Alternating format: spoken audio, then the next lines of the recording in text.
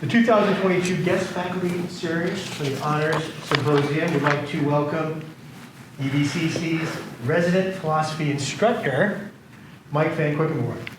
Mike has a BA from St. Olaf College and an MA from the University of Wisconsin in Milwaukee.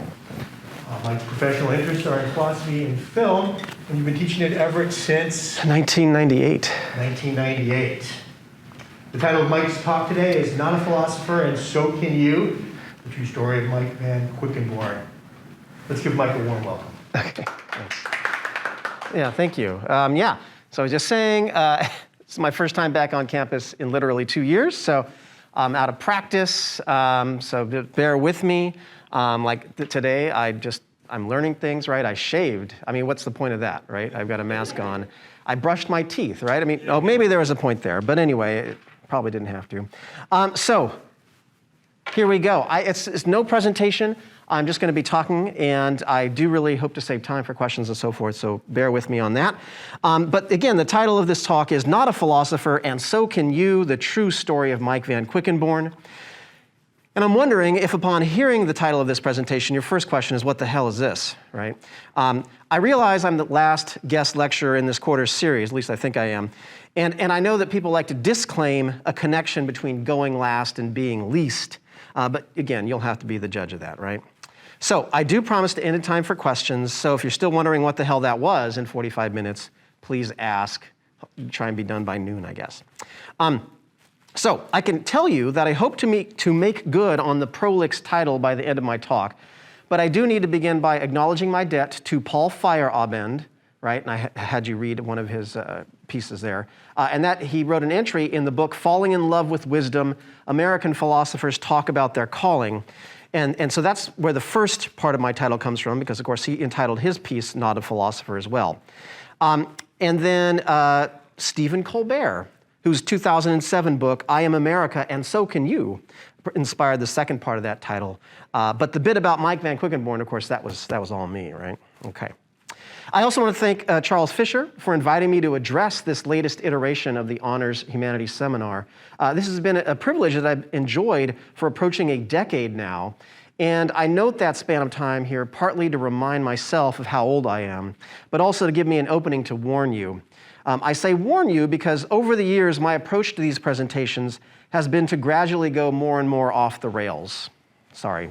I like to think of it as exploring my creative side, so there you go. So, what the hell is this? In attempting to answer this question, I'm going to unwind my unwieldy title in reverse order. I admit to declaring that I am aiming to present you with a quote-unquote true story, but you should immediately ask yourself, what exactly does that mean? To begin to help you think about this, you might recognize that you sometimes find statements like this at the beginning of many purportedly nonfiction films. For example, The Imitation Game, right, the biopic about the codebreaker and computer scientist Alan Turing, begins with, based on a true story. Yet, if you've seen the film, you will know that it cannot possibly be true for many reasons, among them being that we have serious reason to doubt that anyone could be as handsome and charismatic as Benedict Cumberbatch in real life, right? He plays Alan Turing in that film. Or consider the phrase, based on actual events, which you will read at the outset of the film, True Story. Interesting. Actual events? What are those, as opposed to non-actual events? Probably the most honest approach I could have taken would be to follow the example of the film American Hustle and just tell you some of this actually happened. Okay, so maybe approach it with that in mind. But aside from one phrase or another being more or less productive of humor, which at least I think is the aim of the people who put those there, some of them at least, it probably doesn't matter how I might qualify what I'm about to tell you about myself. Any of these phrases would serve to get you to pay attention to what I have to say. In other words, advertisement of this talk being a true story of some sort seems to be a fairly effective way to do that. So the next question you might have then is, to what end? Why do I want you to pay attention, right? So setting my fragile ego aside as best I can, my goal here today is to get you to check and sign the papers I passed out to you at the beginning of class, which at the very top there you can see that it asks you to declare under no penalty whatsoever and without needing to turn them into me or anybody for that matter, that you will take a philosophy class at some point in your college career. Charles doesn't need to follow through with this, but he probably should have one of these pieces of paper. Okay, so that's my goal. I'm being upfront with you about that. So I think of this as akin to signing a chastity pledge card, if you've heard of that, right? Brought to you by chastity.com. Okay? Now, it's not the same, of course, because by checking the box and signing on the dotted line there, you are not agreeing to refrain from certain behavior, but rather to take a particular action. On the other hand, there's probably a causal connection between enrolling in a philosophy class and being or becoming chaste. Okay? I mean, enough about me, anyway. So please note, by thereby ticking the box and signing this paper, you will not thereby become a card-carrying philosopher. I think you have to join the American Philosophical Association for that, only $25 a year. Again, with more honesty here, what you will be doing by committing to take a philosophy class is increasing my job security and the job security of other teachers of philosophy.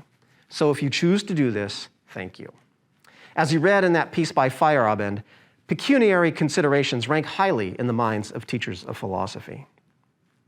But if I'm going to get something out of this, you might be asking yourself, well, what's in it for me? Well, let me tell you that, right? The most direct way to answer this question might be to state that philosophy is in it for you, right? Now, if you're asking yourself, well, what does that mean? Good news. You're already doing philosophy. Congratulations. You see, defining physics is not a physics question, defining psychology is not a psychological question, and defining photography is not a photographic question, but defining philosophy is itself a philosophic question. So what is philosophy then? Well, there was that other piece I asked you to look at, right, by Bertrand Russell, and as he writes at the beginning of The Problems of Philosophy, perhaps philosophy is, as many believe, nothing better than, quote, innocent but useless trifling, hair-splitting distinctions, and controversies, at least that's how he would have pronounced it, but we would say controversies, on matters concerning which knowledge is impossible. And I can tell you that while he did write this 110 years ago, this view of the discipline is evergreen. So you will not be surprised that I have a different view of the matter. I define philosophy as, quote, well, I don't need to quote myself. Anyway, I define philosophy as a non-empirical search for truth. Now, when I say that philosophy is non-empirical, I am noting that our senses are not the way to settle philosophical questions. This is not to say that empirical data, and you, if you like, can substitute scientific data here. It's not to say that that is irrelevant to thinking about philosophical arguments, just that it cannot be used to decide these arguments or these debates. So at this point then, you may be wondering what some of these philosophical questions are, and to flesh that out a bit, I will steal from the text I use in my Introduction to Philosophy classes, which is Gary Kessler's Voices of Wisdom. So there, in addition to what is philosophy, the philosophical investigations that he looks at there are, how should one live? How can I know what is right? What makes a society just? Is justice for all possible? Is knowledge possible? Does science tell us the whole truth and nothing but the truth? What is really real? Are we free or determined? What am I? Who am I? Now, not where am I, right? That's geography, okay? Anyway, and finally, are religious claims true? To return to the question of the nature of philosophy itself, I can tell you that this debate is not settled. Will it ever be settled? Who knows? For me, and despite defining philosophy as the non-empirical search for truth, the most difficult element in this formulation is the notion of truth. What is truth? And how can we know whether or not we have it are the questions that troubled me at an early age and have pushed me along to this very day. So, with that in mind, let me tell you some of the story which has led me to be standing here before you today as a tenured philosophy instructor at Everett Community College. Perhaps improbably, my philosophical awakening can be traced to a specific incident in my youth, when I was employed as a child laborer by my stepfather in his concrete business. Apparently, in the 1980s, naming your business Weir & Sons Cement entitled you to abrogate any and all OSHA regulations with regard to your legal offspring. So one day, as I was collecting rusty nails or washing tools with my bare hands in the lye-infused water of the cleanup bucket, or finding the strength in my 12-year-old frame to steady the jackhammer over the patio I was asked to reduce to rubble, my stepfather, probably out of a desire to see how crazy he could drive me, confessed that I was actually a robot, which he and my mother had been given to raise years ago. Now, it may be that he and I had recently seen the original Blade Runner film, if you know that, but whether we had or not, as a result of his unflagging insistence, by the end of that afternoon, I had lost all confidence I might have ever had that I was anything other than a mere machine. Come to think of it, I suppose it's possible he was promoting this story in case any job site inspectors turned up, since it's not really illegal to exploit a machine, right? So, I realized that this episode took place decades before it would have been possible to create a robot as sophisticated as a 12-year-old child, but for all I knew, my stepfather could have been completely sincere when he claimed that I was a highly classified government project. Who doesn't want to be a secret government project, right? The $6 million man, right? Same era. Okay. Anyway. Thankfully, the paranoia generated by this attempt at getting me to question my very existence did not lead me to a fate that has condemned others, such as one of the most noted 20th century logicians and philosophers, if you like to think of it that way, Kurt Gödel. Just so you know, he died as a result of paranoia about being poisoned, which caused him to refuse to eat, so much so that in the end he starved to death. Now, having said that, it's not as if I was happy to consider that I might not be human, that I might be no more morally valuable than a toaster.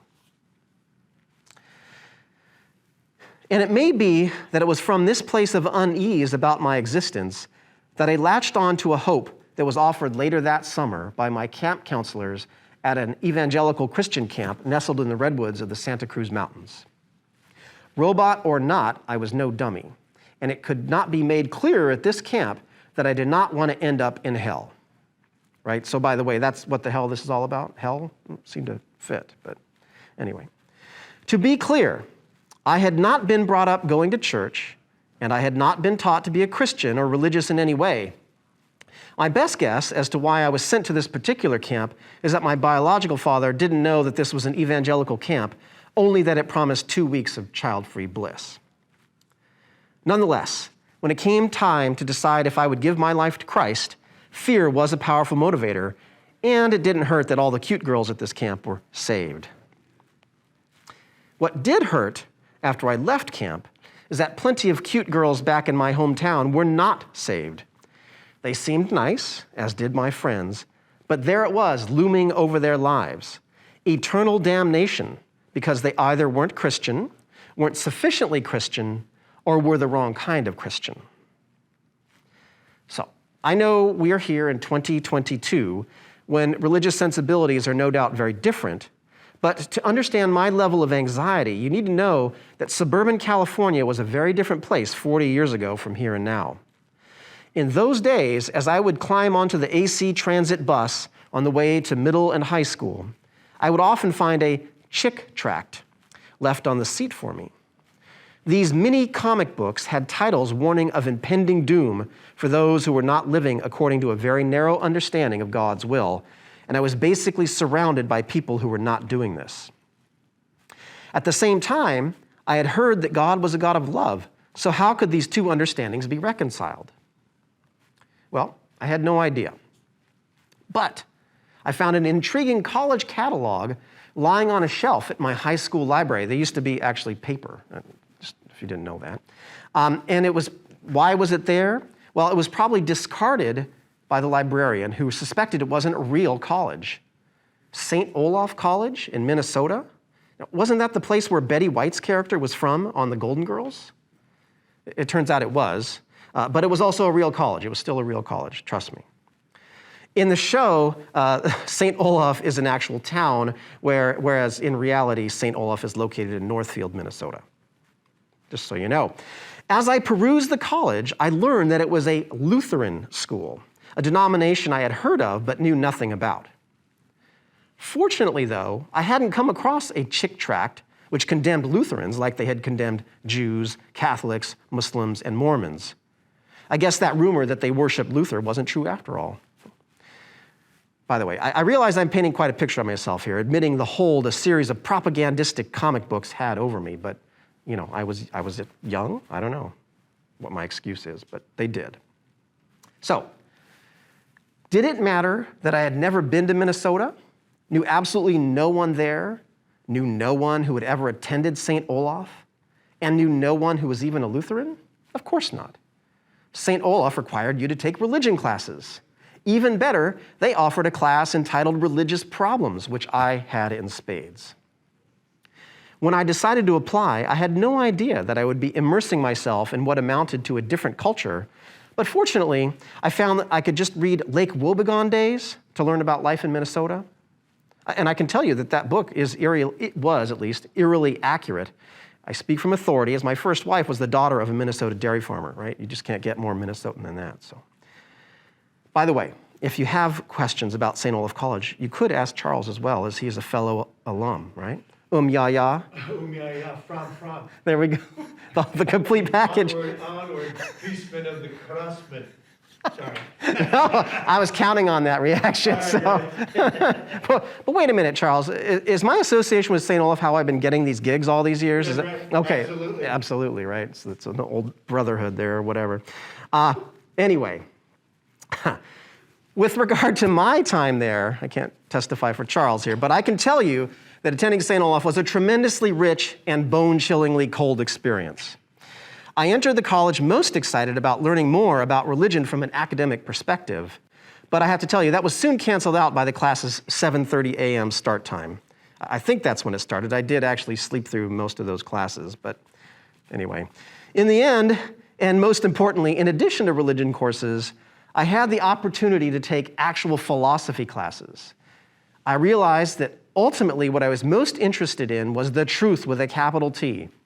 Because as the scripture declares, the truth shall set you free. In my case, this was a desire to be free from the agony instilled in me by an evangelical tradition that, as I would later study in graduate school, emerged in the writings of the first American philosopher, Jonathan Edwards, who saw humans as, quote, sinners in the hands of an angry God, unquote. Now, of course, I was a sinner, but even if I could convince myself that I might be granted mercy, most everyone else I loved wasn't a practicing Christian, and as the Chick tracts had made clear, and as Edwards had put it in dramatic 18th century English, and I'm going to quote, this is a very famous sermon, and I'm going to quote from this. Here's the quote. "The wrath of God burns against them. Their damnation does not slumber. The pit is prepared. The fire is made ready. The furnace is now hot, ready to receive them. The flames do now rage and glow." That's the end of the quote. Of course, the solution to this problem, which has given the evangelical movement its name, is to preach the good news in the hopes that non-believers will be converted. Now, unfortunately, one of the primary philosophical implications of the omniscience or all-knowingness of God, and this is something I think that at least some evangelicals skip over, is that whether or not you are headed to hell is already determined because God has foreseen it. Edwards and others of his ilk termed this predestination. And if you aren't already saved, there's no preaching in the world that can save your sorry soul. Soul's the word I'm looking for there. Okay. So, what to do and what to think for a naive 18-year-old college student? For me, one element of my salvation from what I would term an intellectual hell was to be found in the attic of Holland Hall, an impressive limestone edifice modeled after the 11th century abbey at Mont Saint-Michel in France. There, at the top of a staircase only wide enough for one person to pass at a time, was the Kierkegaard Library. This library is dedicated to collecting everything published by and about the 19th century Danish thinker Søren Kierkegaard. Now, as far as I can remember, I was hired to work there, but quite honestly, I can't remember actually doing anything other than soaking in the ambiance and reading cryptic snippets of Kierkegaard's work. These teasers were enough to entice me to make an independent study of two texts of his, the first entitled Philosophical Fragments, as well as his concluding unscientific postscript to the Philosophical Fragments. Postscript there, right, means P.S., and in this case, this is a PS that is more than 3 times longer than the actual original work. So Kierkegaard had a sense of humor. It was in this postscript that I found a very different approach to Christianity, an approach that was simultaneously optimistic and depressing, but nevertheless, it is one that has inspired me to this day. So Kierkegaard is known as the father of existentialism, and one important aspect to this view is that it emphasizes human free will, which may sound great to people brought up in an individualistic culture as we are, or we find ourselves in, but it also means that our life is completely up to us, with no one but ourselves to take responsibility when things don't go well. At the same time, unlike many subsequent existentialists, Kierkegaard was a person of faith, and he was someone who understood that truth has a subjective dimension. To give you some sense of this understanding of truth, I'll share an excerpt from the postscript, in which Kierkegaard compares a religious believer from Christendom, what he termed Christendom, which is what Western Europe was considered to be in the middle of the 19th century. He's going to compare a person from that with a religious believer from some non-defined here, non-Christian land. And here's the quote. If one who lives in the midst of Christendom goes up to the house of God, the house of the true God, with the true conception of God and his knowledge, and prays, but prays in a false spirit, and one who lives in an idolatrous community prays with the entire passion of the infinite, although his eyes rest upon the image of an idol, where is there most truth? The one prays in truth to God, though he worships an idol. The other prays falsely to the true God, and hence worships in fact an idol. So practically speaking, living in Christendom at that time, and Denmark was right there, meant that if you were born to a Christian family, you would be raised and considered a Christian. Kierkegaard was very much at odds with this notion of the church, because as you can get a sense of from this quote, he felt that Christendom was filled with people who prayed in a false spirit, as he termed it. They may have had what Kierkegaard considered the technically correct conception of God in their minds, but that type of truth belonged to the realm of what he calls their objective truth, or calls in that book objective truth. And this was inferior to subjective truth, a type of truth that belonged to the heart and not the head, so to speak.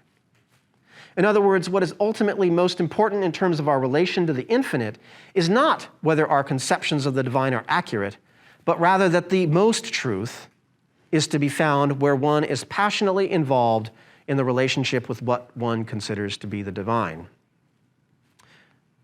What this tells me, and told me at the time, is that it's not as if thinking about the most important things in life is a waste of time. Things like the meaning of life, morality, and our connection with others. To go back to Bertrand Russell, as he would say, right, these are not, in fact, useless trifling, hair-splitting, and controversies on matters concerning which knowledge is impossible. In fact, these are exactly the kinds of things that are most worth thinking about because they are not abstract concepts dealing with matters of objective truth, such as the atomic weight of helium or how many lakes there are in Minnesota. Now, before the hair goes up on the back of the neck of any scientists in the room, I am also not saying that these and other empirical matters are not worth investigating, only that these are not fundamentally important. I am very, very glad there are scientists creating vaccines for deadly diseases, for example.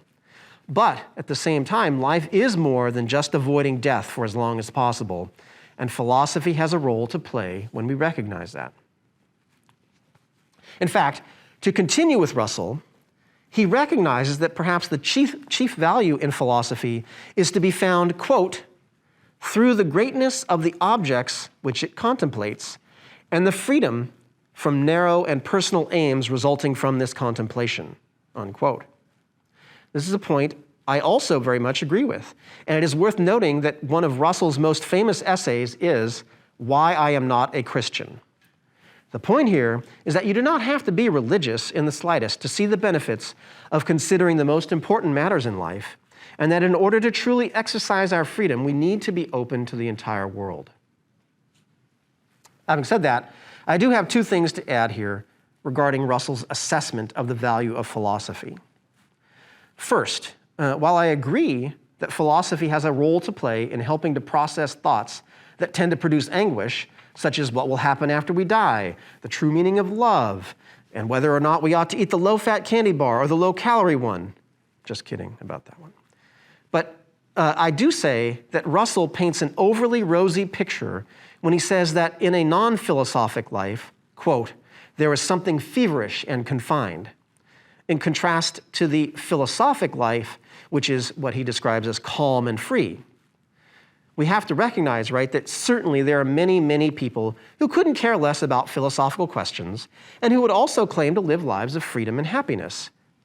And on the other side of the coin, I don't think I would have to work too hard to convince you that philosophic people who think about a lot of important fundamental questions, are not necessarily calm and free. If any group of people can be justly accused of overthinking things and thereby making themselves unnecessarily miserable, it is certainly philosophers. All right. Secondly, another point here about Russell, and to return to the definition of philosophy I shared with you at the beginning, if philosophy is supposed to grant us peace and freedom, doesn't it matter whether or not the results of philosophy actually turn out to be true? Otherwise, isn't philosophy a mere chasing after phantoms? So, the very first talk I gave in this series to the Honors Humanities Seminar came way back in 2014. And it was entitled The Truth, Me and You.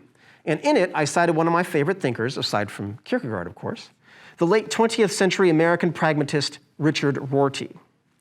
In that talk, I cited him saying that, quote, the philosophical tradition has accustomed us to the idea that anybody who is willing to listen to reason, to hear out all the arguments, can be brought around to the truth, unquote. And look, I understand, given the state of contemporary political discourse, the general populace may have reason to doubt this claim. I want you to know that this claim of Rorty's would receive near universal assent in the Western philosophical world. And in fact, I think we could say, isn't this something that many people at least do believe? Look, if we can just explain ourselves clearly enough, and if the other person is willing to truly listen, we can bring any misguided person around to the truth. And not because it's what we might personally believe, right? But because it's the truth, right? In other words, that the truth is out there, as the great thinker Fox Mulder, right, would have us believe. At the same time, if we think of the truth, at the same time, if we think of truth as a pot of gold, there is a problem at the end of the rainbow, right? There is no pot of gold or end of the rainbow. So just two problems with that. What I mean here is that I have disappointing, if not surprising, news for you. After thousands upon thousands of years, there was no agreed upon definition of truth or the conditions that might make a claim true as opposed to false. These issues are the domain of epistemology, and they are issues that I attempt to get every student in my Introduction to Philosophy class to consider, right? Because I'm mean like that. It's not easy, especially given the prominence of science in our culture, science that many scientists believe is an attempt to arrive at the truth, but I'm a philosophy instructor, not a scientist, so I have more freedom than scientists do. Just to give you a quick aside here, again, thousands of years of discussion in philosophy about truth. How do we know when something's true, right? Epistemological questions. And right now I'm part of a reading group, and we're discussing a book that just came out a couple months ago. And in it, this now emeritus professor from the University of Washington has decided to say he's criticizing the entire history of this pursuit of truth, and he has yet another theory for how we ought to think about, what is true or not. So this discussion just continues and continues. What's the book like? It's called Learning from Our Mistakes. It's by William Talbot. It's not on that list there. Who's the UW philosopher? William Talbot. Bill Talbot. Yeah, so at any rate, the point there being, it's just ongoing. We have not solved that problem. But in order to try and get my students to feel the difficulty of defining truth, I have them look at a few excerpts from the book, The Lifespan of a Fact. And this is a book by John DeGatta and Jim Fingal, and this book is on your bibliography sheets there. So, and it's also in our library right here at the college. This book, The Lifespan of a Fact, has its origin in the attempt by Degata to write an essay about the 2002 death by suicide of 16-year-old Levi Presley, who ended his life by leaping from the top of the Stratosphere Casino in Las Vegas. So Degata was writing the piece for the magazine The Believer, which hired Jim Fingal then to fact-check the work. During the fact-checking process, there was a great deal of back and forth between the two, with Fingal arguing that Degata either did not have sufficient evidence for some of his claims, or that he took liberties with the truth in order to make his writing more aesthetically pleasing.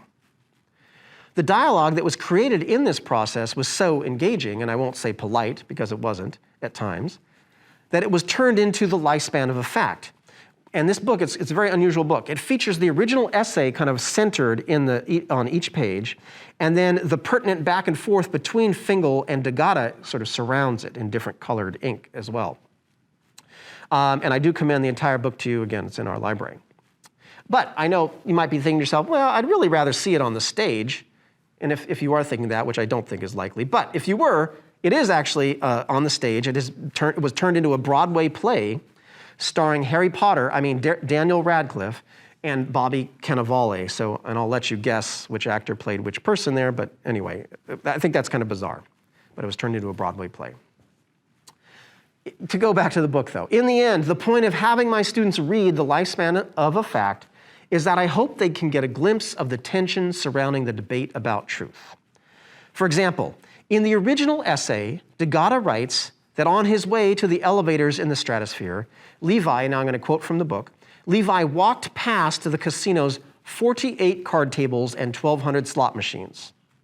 But as dutiful fact checker Jim Fingal actually traveled to the stratosphere and observed, as a dutiful fact checker, Jim Fingal actually traveled to the stratosphere and observed only 40 card tables and found a brochure that claimed there were 1,600 slot machines.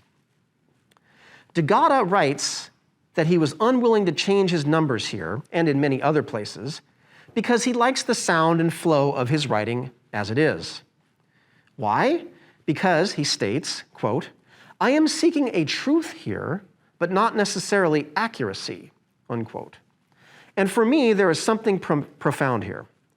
The way he has presented information in his essay has a use. It makes for a good story. If Degata tried to hew as closely as possible to accuracy, something would be lost. The emotional impact of the story, the subjective truth, if you like. And, as he points out many times in this book, that's the whole point of an essay, to get the audience to see a truth that can only be conveyed by art. Human beings are oriented to narrative. We are storytelling and narrative-creating creatures. As useful as science may be, and it is no doubt extremely useful, the most useful kind of truth is narrative truth. I see an inherent danger in claiming to be able to ascertain objective truth. If we say that we have the objective truth, we lose our ability to be tolerant of other views of the world or of other methods of acquiring truth. And that's actually a point I made in my 2014 presentation. But today, I'm going to try and go beyond that. So, we can avoid the temptation to have absolute truth about religion, science, politics, etc., by rejecting a notion of the truth that isn't built into a story. Now, a story does not have to be an essay, as Degata wrote, or a mini memoir, as I tried to offer earlier today. A story can also be found in science, where the story told includes how the study was done, what evidence was gathered, and what it might mean. Every question, every topic, everything we're thinking and talking about can be formulated into a story. All right. I have another section here now entitled Objections, because in any kind of philosophical presentation, you need to consider all different sides of an issue. And so here are some objections, right? You might be thinking to yourself, hang on a minute, am I really trying to convince you to abandon the truth and replace it with just a bunch of true stories? As in, based on a true story or based on actual events? And you might be thinking to yourself, what about Nicki Minaj's cousin's friend's testicles? Well, okay, you probably weren't thinking about that, but just indulge me. There might be something to consider here. So if you're not familiar with the story, Back in September, Minaj tweeted that after getting vaccinated against COVID, a friend of her cousin suffered from swollen testicles and, according to her, quote, became impotent, unquote. So we're going to just set aside legitimate concerns about secondhand testimony. If we were to fully grant that this is a true story, ought we to believe that COVID vaccines will cause males to become impotent? In other words, right, the bigger point here is, does my argument that truth always needs to be seen through the lens of story elevate anecdotal evidence to a place that it has no right to be? Maybe, but I'm hoping not. So, I did a little duck going, right? Is that a saying now? Or is it, I know people say Google, but anyway, it's another search engine. They don't track you, so never mind. I did a little duck going and found a story from the National Institutes of Health entitled, quote, "Study suggests COVID-19 vaccines do not reduce fertility." And I put the link there on your pledge sheet. Notice that I called this a story. You might see it and you might call it an article, but when you take the time to read it, and warning, it is longer than a tweet, I think you can recognize that the unnamed author or authors are telling a story. There, we learn that from December 2020 to November 2021, a research team led by Dr. Amelia Wesselink at Boston University School of Public Health followed more than 2,000 women who were trying to conceive without fertility treatments, and they learned that COVID-19 vaccination did not reduce the chances of conception. Now, I'm obviously giving a summary of the story here, but the point is this. Anecdotes are stories about one or a few instances of something, whereas scientific stories tend to be about many, many instances of something.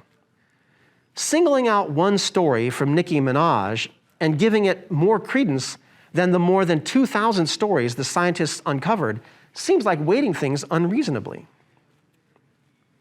But what about this larger issue of objective truth, right? Isn't there an objective truth about matters of fact? Perhaps. Let's go back to my description of that staircase at the top of Holland Hall. If you remember, I said at the time it was only wide enough for one person to pass at a time. Was it really? I mean, honestly, this was more than 30 years ago, so could I really be sure? Well, let's say I could be sure. What does it even mean to say that it was, quote, only wide enough for one person to pass at a time, unquote? I suppose if the person involved was a toddler, 2 people could pass at a time, right? If we put all these considerations into play, is my story no longer a true story? Well, I don't want to go all John DeGata here, right? But I still think it's a true story. Now, the question this raises is there a way to know when a true story turns into a not true story? I think that's a good question. Sounds like a philosophical question to think about, right? We're not going to have time to think about it in any depth here today, but I just pointed out for you to think about. Okay, so I'll end my story here about truth by noting that every story assumes an audience. And if you are writing or speaking to an audience, no story is merely monologue. No story is a set of facts shining for eternity in an unchanging realm. Sorry, Plato, right? That's just an inside joke between me and Plato, but sorry. When you are telling a story, you are doing what I would consider that most human thing. You must engage with others, and you cannot consider yourself to be infallible. If you think of truth as always found within a story, you will avoid, "You were damned for all eternity." Ukraine is a part of Russia for all eternity. And I don't need to listen to those people, whoever they might be, for all eternity. So let me wrap this up by returning to the title of my talk, right? I guess I'm at least glad I didn't read the title off, or certainly very glad Charles didn't read the title off as not a philosopher, because it has a very different meaning then, right? But it does begin with not a philosopher. Why did I begin with that? Well, the reason it is important to me that I am not a philosopher, in fact, I'm not a card-carrying member of the American Philosophical Association, is because claiming to be a philosopher would be much more narrowing than it ought to be. As the noted American philosophy professor / rapper / actor in The Matrix Reloaded, Cornel West, states in the outstanding documentary Examined Life, "Thank God you don't have to go to school to become a philosopher. Now, I realize that quote cuts against the pledge sheet I gave you, right? But the deeper meaning of West's quote is that anyone can be a philosopher. If you want to discuss matters of fundamental importance, like I've been trying to do here today, then studying philosophy is a great way to do this. And what about the part of "and so can you" in the title? Well, so can you. Just tick the box and sign your name, at least mentally, and you too can gain entree into a millennia-long conversation about whatever it is you were interested in. Freedom and discovery await. That's my story, and I'm sticking to it.